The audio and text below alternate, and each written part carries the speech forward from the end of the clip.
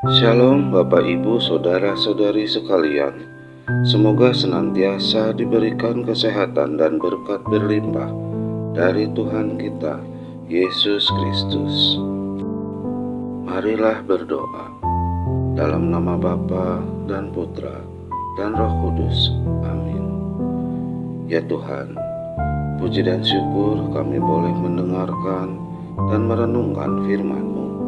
Semoga kami dapat melakukan kehidupan kami sesuai dengan firman-Mu.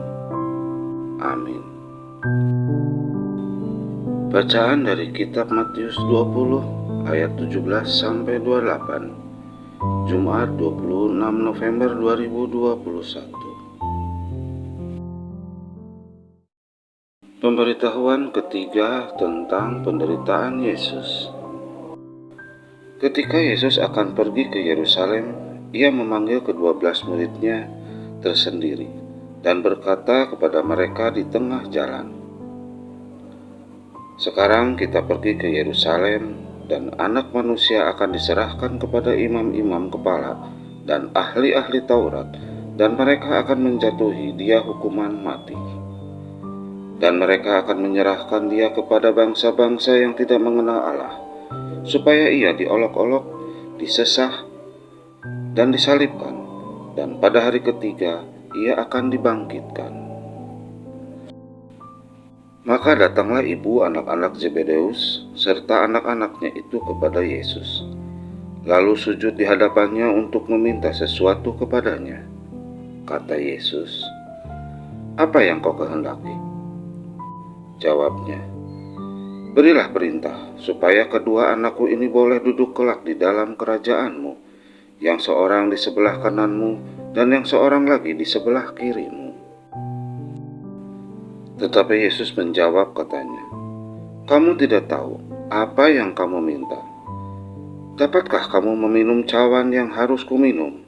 Kata mereka kepadanya, "Kami dapat." Yesus berkata kepada mereka, "Cawanku memang akan kamu minum, tetapi hal duduk di sebelah kananku atau di sebelah kiriku, aku tidak berhak memberikannya. Itu akan diberikan kepada orang-orang bagi siapa Bapakku telah menyediakannya." Mendengar itu marahlah ke-10 murid yang lain kepada kedua saudaranya itu. Tetapi Yesus memanggil mereka, lalu berkata, "Kamu tahu bahwa pemerintah-pemerintah bangsa-bangsa memerintah rakyatnya dengan tangan besi, dan pembesar-pembesar menjalankan kuasanya dengan keras atas mereka. Tidaklah demikian di antara kamu. Barang siapa ingin menjadi besar di antara kamu, hendaklah ia menjadi pelayanmu. Dan barang siapa ingin menjadi terkemuka di antara kamu, hendaklah ia menjadi hambamu. Sama seperti Anak Manusia datang bukan untuk dilayani, melainkan untuk melayani, dan untuk memberikan nyawanya menjadi tebusan bagi banyak orang." Demikianlah sabda Tuhan. Syukur kepada Allah. Setiap ibu pasti akan berupaya untuk selalu memberikan yang terbaik bagi anaknya. Ia akan melakukan apapun termasuk memberikan nyawanya. Ia dapat berkorban, atau pada sisi negatifnya, bahkan sampai mengorbankan orang lain demi anaknya.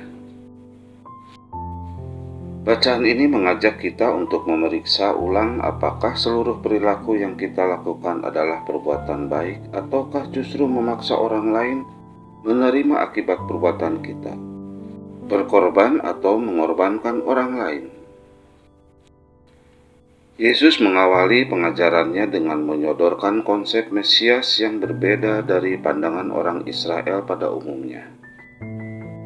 Yesus menyatakan bahwa Mesias harus menderita. Pernyataan ini berbeda dari gambaran umum tentang Mesias yang mulia, hebat, dihormati, ditinggikan, dan akan menjadi raja dunia. Itulah yang terlihat dari ibu anak-anak Zebedeus yang meminta agar Yesus memberikan tempat bagi anak-anaknya di kanan dan di kiri Yesus ketika Yesus menjadi raja kelak. Yesus mengubah dan meruntuhkan pemahaman para pengikutnya.